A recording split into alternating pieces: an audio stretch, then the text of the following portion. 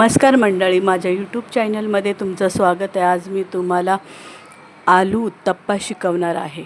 ती लागणारं साहित्य आहे रवा, कांदा, टमाटर, मिरची, कोथिंबीर आणि आलू आणि मीठ।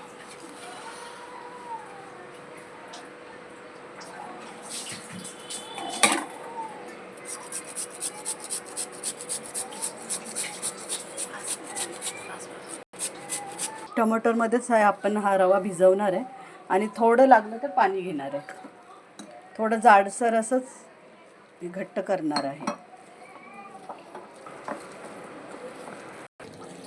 थोडं असं घट्टसरच आपण असं हे कालवून घेणार आहे।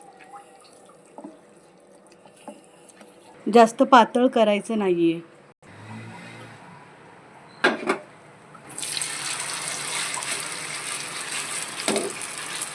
थोडं हातानेच हे आपल्याला टाकायचं आहे आणि आलू असल्यामुळे ते व्यवस्थित असं 10-15 मिनिटं शिजू द्यायचं आहे।